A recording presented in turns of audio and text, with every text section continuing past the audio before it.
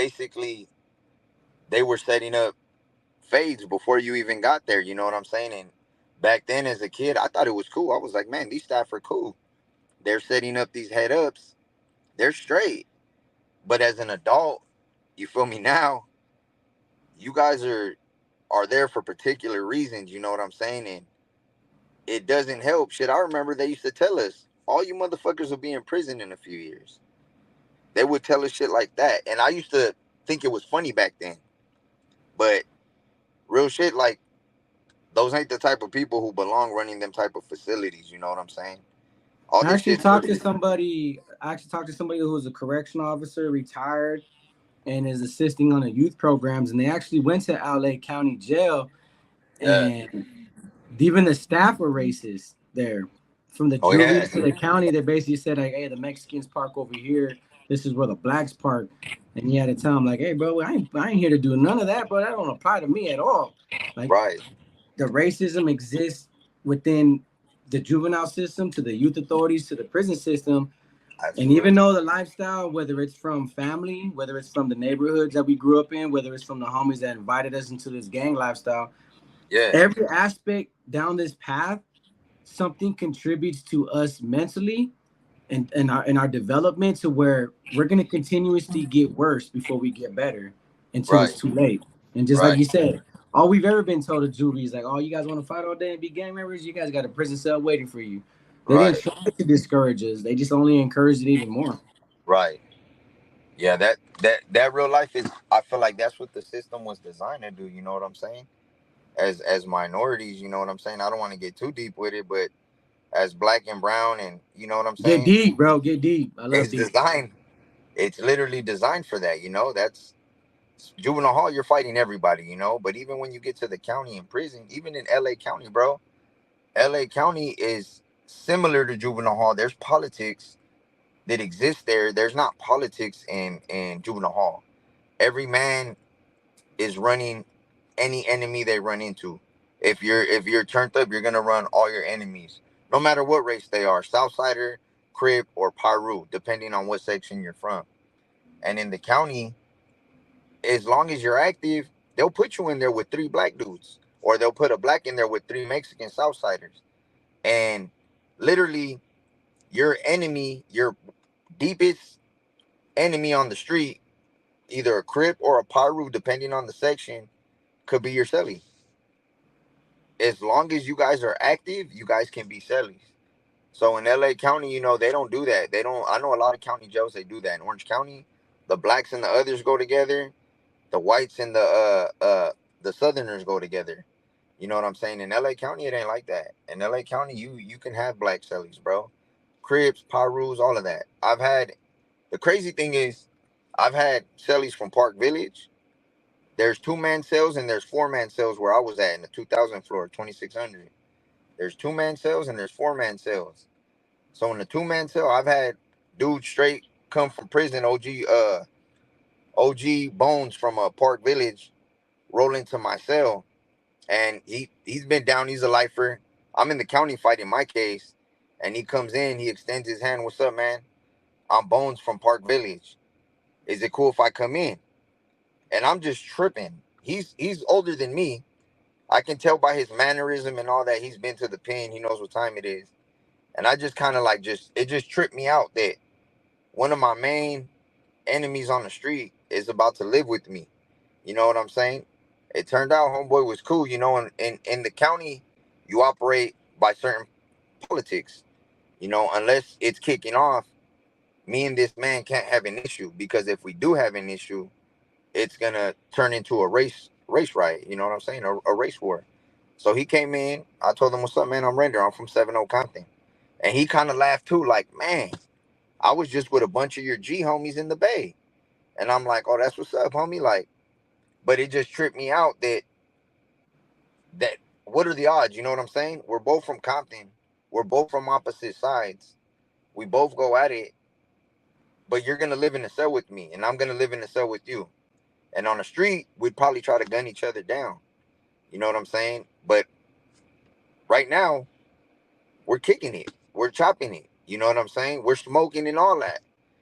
You know what I'm saying? And technically, we're not supposed to smoke, but homeboy came with some weed, and I'm like, he said, you know what I'm saying? He's like, you smoke?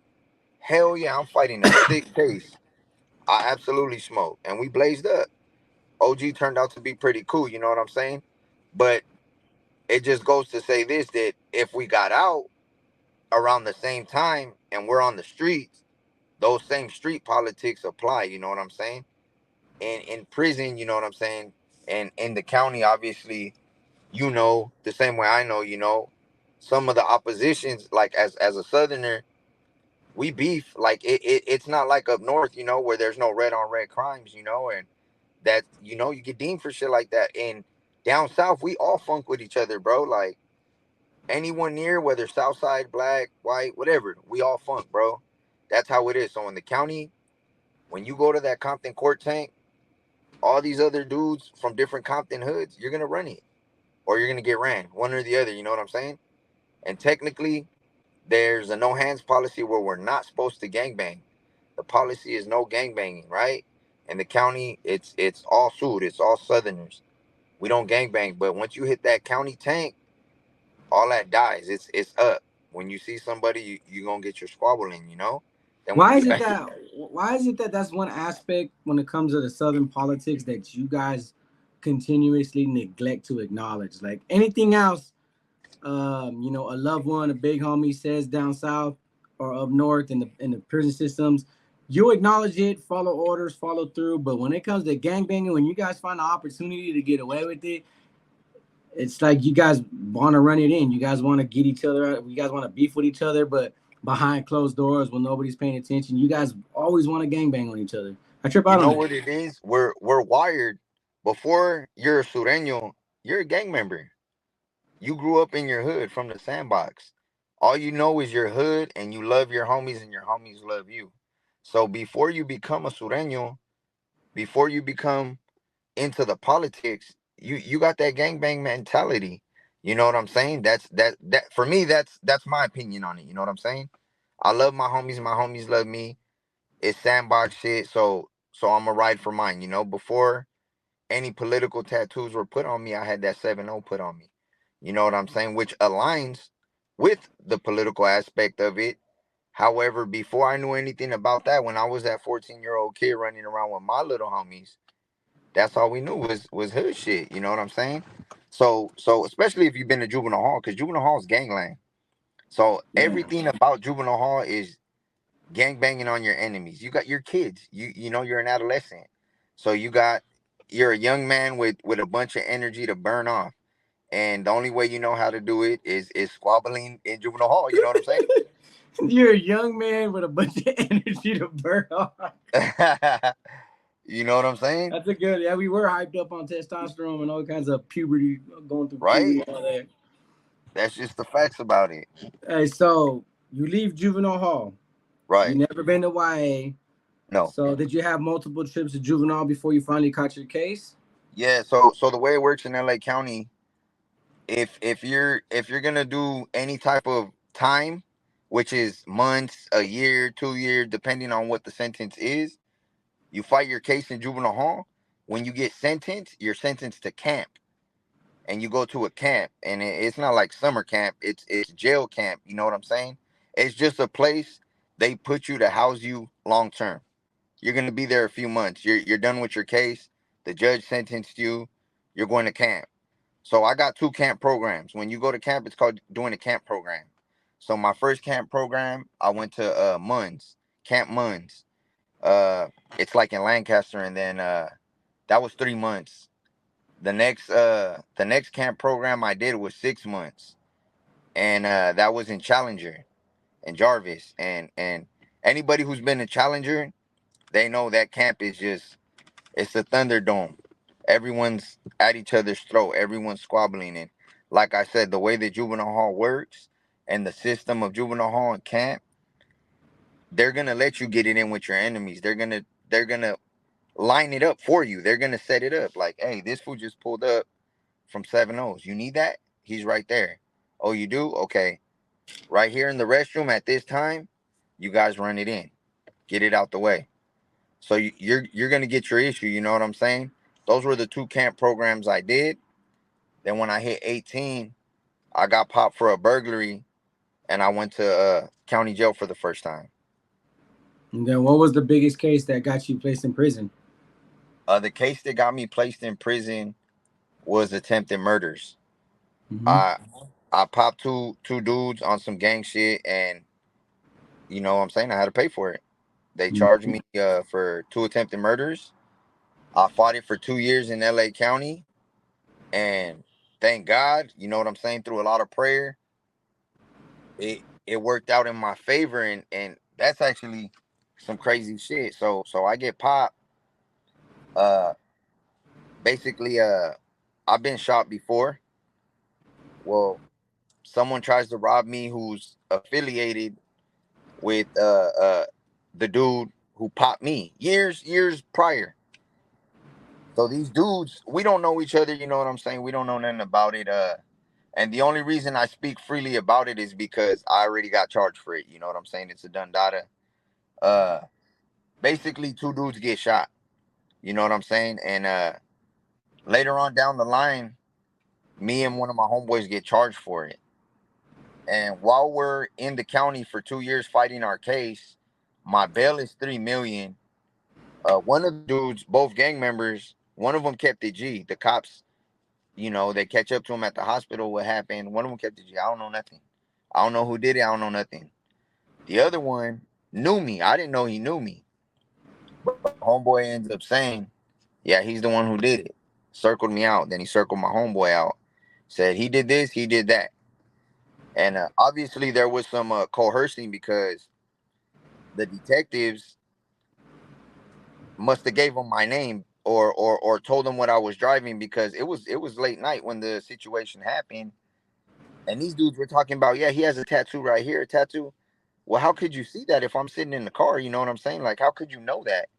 And things were said that were never said, you know, in my case, that we allegedly said certain things that to them, which identified us as you know, being from the hood. But it didn't go down like that. Basically, these dudes were on the corner chilling. They just seen me. They didn't see my windows or tinted. And basically, they walked up on my car and started banging on us, thinking we're someone else. And homeboy walked up on me, and you know what I'm saying. Things transpired, and two dudes ended up hit. And about a day later, we got wrapped for the situation. So I'm in the county fighting my case, and like I said, in LA County, bro, you can have cellies that are black, white, brown. As long as you guys are active, you can be in the same cell. So I'm fighting my case. It's around the second year of fighting my case, bro. And they're not budging. My first deal, and this is their what they categorize as a deal for me. 60 years to life. They said that's your deal. That's a deal. And the DA was like, I don't even want to give you that. You're young, so I'm doing that for you. I don't know. Ready to trial up. Like, what do you want to do? What do you really want to do? Do you want to take that deal? And I told her that's not a deal. Like, if I'm gonna take 60 years to life, I might as well roll the dice with trial. So she's like, let me talk to the DA. She talks to the DA. The DA says, all right, 30 years to life. So she dropped it by a whole 30 years. So I'm like, we might have action. I talked to my co-defendant. I said, look, if they dropped it by a whole 30 years, you know what I'm saying? We might have action. So we keep fighting it a few more weeks. We go to court. My lawyer's like, the last deal that she's offering is 29 years. Next week, when I bring you back to court, if you don't sign this deal, we're doing jury selection. So 29 years with the L. So I go back to the court tank. Me and my homie are talking like, what do you think? What do you want to do? He has kids. When I got snatched up, my baby mom was a month pregnant. I didn't even know. So I got my little boy now, and basically I missed all his first. I already missed fighting this case in the county. So I'm telling him, look, 29 years is 29 years, but if that means we're still young and we might be able to get out when we're old men, fuck it. Because if we go to trial, bro, the odds are stacked against us. You know, the DA had some shit and a star witness. So the next week, we're preparing to sign 29 years to life. I had got transferred from LA County to Supermax, which is it's both LA County jails, they're just different facilities. At that time, mind you, a week before that, I'm in my cell chilling, going through my case, going through my discovery, all my paperwork, and my cell just cracks open. So I jump up and I peek down the tier, and I tell one of the tier tenders, one of the homies, "What's up?" And he's like, "I don't know." And I was like, "Tell him to close my doors." He closed the door. The door cracks back open. I come out and I'm like, "What's the deal?" And the Huda comes to the catwalk and he's like, "Are you Santi Esteban?" I'm like, "Yeah, that's me." He's like, "Go to the chapel." I'm like, "I didn't sign up for the chapel. My celly used to sign up for the chapel to just to get out of the cell, because at that time they don't run yard like that. You'll probably hit the yard, which is on the roof, once a week. So they weren't running it like that. So just to get out of the cell, I remember he would sign up for church and just to wiggle. And I kept telling him it's probably for my celly, it's not for me. He's like, "No, it's for you. Go to the chapel." So I'm like, "Damn, did my celly sign me up?" So, anyways, I get dressed and I bail down the tier and I'm bailing. In LA County, bro, it's a big ass county jail. So they'll literally let you out the pod, let you out the tier, and you mob. They say follow this line, follow that line, and you can walk around the whole county, bro, unsupervised, uncuffed, all that. You just mob. So I'm mobbing. I go up the escalators. I follow the color line he tells me to go to. I get to the chapel. No one's there. So I knock on the door. A chaplain comes out and he's like, "Who are you?" And I'm like, "I don't know. The sheriff, the deputy just told me to come over here." And he's like, "Are you Santi Esteban?" I say, "Yeah, I'm Santi Esteban." He said, "Come in."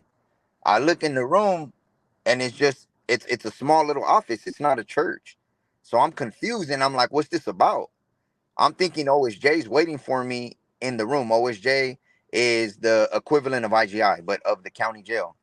So I'm Okay. thinking OSJ's waiting for me in there, and I'm looking around. I'm like, "What's this about?" Like, and he's like, "You have to step in," and I'm confused. Like, "Hey, I don't know what you got going," or he's like, "Step in. I got someone on the phone." So then I'm like, "Oh shit, maybe this is serious." So I go in, and he's like, "Have you had a chance to talk to your family?" I'm like, "Nah, I haven't. Why? What's going on?" He's like, "Have you talked to your girl?" I'm like, "Nah, why? What's going on?" He's like, "Look, we received a call today, and you got to tap in with your family." So long story short, I'm dialing the number, I'm calling, and at this time, me and my son's mom were funking, so I didn't call for a few days. I had her on disregard. So I didn't call. So when I did call through the chaplain phone and I'm like, "Hey, what's up?" Like, these dudes popped me out of my cell. They got the chaplain calling, "What's up? Are you good?" And she's hysterical. And she's just confused. She's like, "Wait, you don't know?" And I was like, "No, what?" And she's like, "Your dad?" I'm like, "My dad? What about him?" So I'm thinking like maybe he got in a scuffle or something. Long story short, she tells me my dad's dead. So to tap in with my grandmother, and I'm tripping like this has got to be a joke, bro. I'm about to go sign for 29 years in a week. She's telling me some crazy shit like this can't be true. So I call my grandma and I just hear everyone in the background hysterical crying. I hear my sisters in the background crying. My grandma can't even like get out a word to me. So my uncle gets on the phone and he's like, "Hey, my boy, I'm sorry. Your dad's gone." And I'm like, "What the fuck? What do you mean?" My dad will show up at every court date, bro.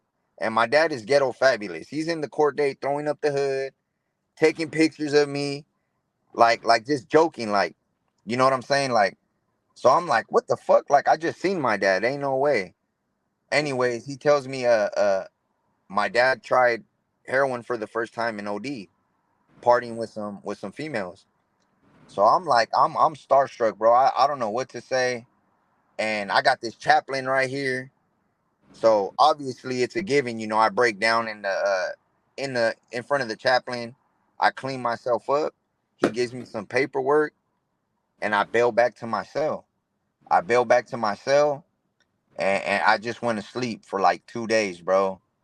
Anyways, they moved me to Supermax, which is another facility still LA County. I'm like a zombie, bro. I'm like, I'm just not even here, bro. And I run into this dorm. The homie's in there. I know somebody I know is in there, and he knows what happened, and he expresses his condolences. And I'm like, good looking. I appreciate it. I just need space, bro. I just need to be left alone. And mind you, I'm still going through my discovery, trying to read every single sentence to figure out how I can use something to my advantage in court. And I remember, so the way it works in Supermax is there's assigned bunks, and those assigned bunks can be black, southerner, black, or southerner, black, southerner. So when it's count time, you have to be on your assigned bunk. But after count time, you go where your people are. So the blacks will be in this corner, the homies will be in this corner, the white boys will be right here with the homies, the paisas will be with the homies, and then the others, the blacks, the Samoans, they'll all be together. So during count time, this dude who sleeps on top of me, that's his assigned rack. He's there for count time. Count time lasts like 30 minutes. So technically it's quiet time. All the homies are there and we're just reading, chilling, waiting for count. And I'm going through my paperwork, and homeboy on top of me is from the area of the two dudes who got popped. And I don't know what put it in me to ask this fool or what. He introduced himself obviously when he came over, like, "What's up, bro? I'm so and so. Hey, mucho gusto. Nice to meet you. I'm so and so." Just just regular shit. Um, and as I'm going through my paperwork, I knocked on the top and I asked him like, "Hey, bro, what they call you again?" And he told me, and I'm like, "Oh, you're from woo woo woo?" He's like, "Yeah." And I'm like, "Hey, I know this is like, I'm pretty sure you don't know this individual, but by any chance, you ever seen this fool?" And I pulled out a picture from my discovery of the victim, another gang member, and I showed him. And the look on his face told me he's either seen this dude or he knows this dude. So I look at him and he's quiet and his mouth is kind of open. His eyes start squinting, and I'm like, damn, this is probably one of his homies. We might get into it right now or something. He might be tripping. So I'm ready. My shoes are always on. You gotta have your shoes on and ready to go in there. And I'm waiting for a reaction before I make my move, so I don't make the wrong move. And he's like, "How do you know him?" And I tell him, "Do you know him?" And he's like, "Yeah, I do know him." He said, "How do you know him?" I said, "This dude's telling on me on my case. I got paperwork right here on him." And he tells me that's my cousin. He's like, "Are you the one who shot him?" And I'm like, "Hey, on some G shit." And I stood up, to face him, not in an aggressive manner, but you know, this man has a question, a serious question for me. I just felt it was more respectful to be at an eye level with the individual when we're having a conversation like that. I don't want everyone in our Kool-Aid, you know what I'm saying? So I'm like, yeah. I don't want You feel me? everybody Like in our I'm Kool-Aid. you know what I'm saying? Like, That's a hella so I old tell way of him saying it.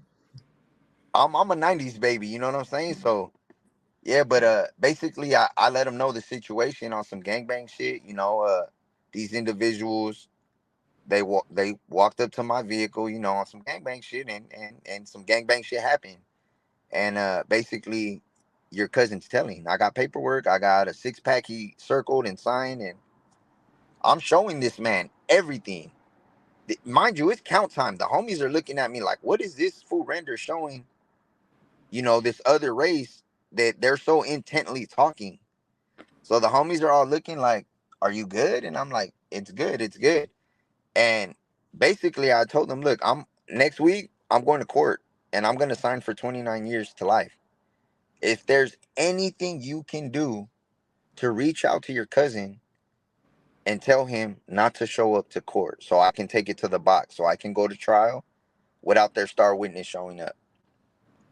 And he was like, look, I can't guarantee anything, but this paperwork I need. And I was like, look, I can't give you this because I need it.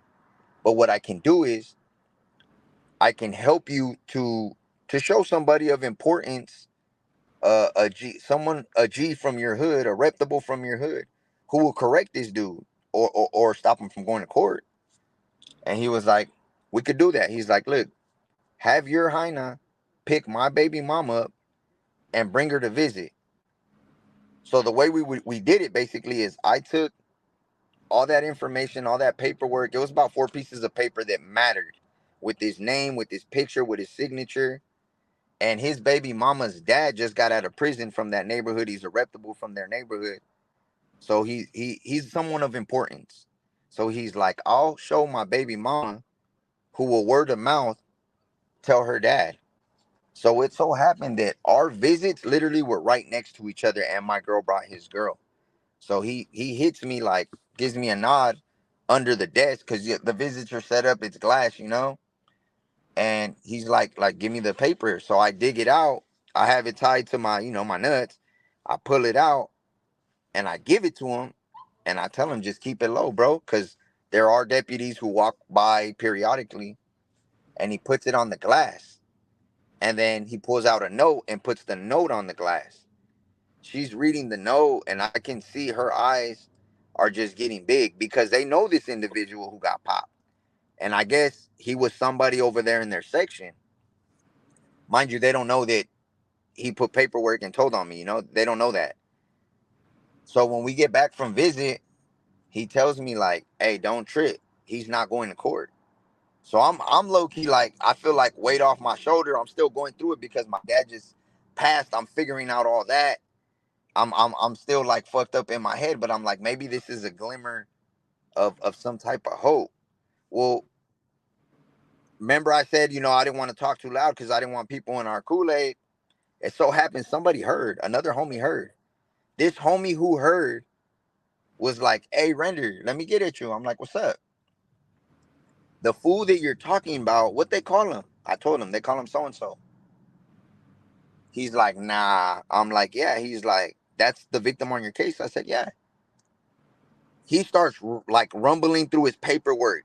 He's like, what's his real name? I'm like, hold up, let me check. Boom, boom, boom. It's blah, blah, blah.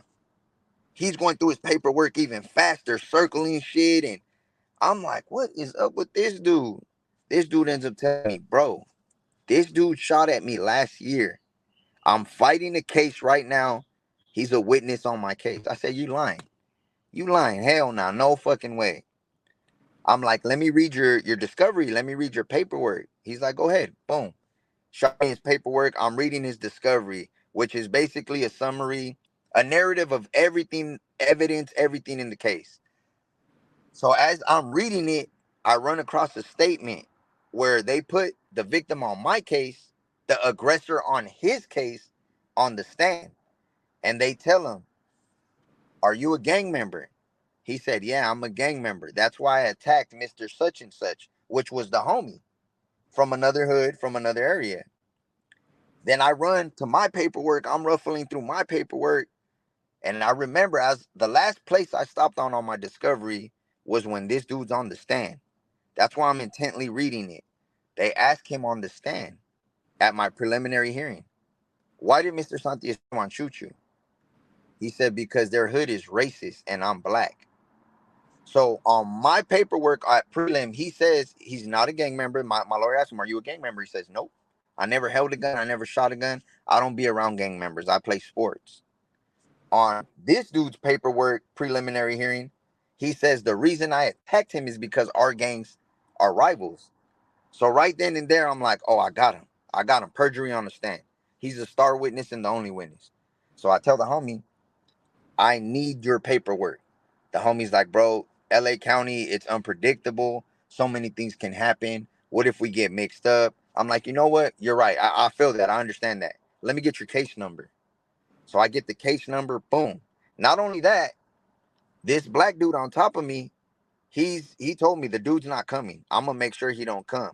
And he also told me, here's his Instagram, here's his Facebook account, all of that. So next week rolls by. I'm on the county bus with my co-defendant. We're chained up.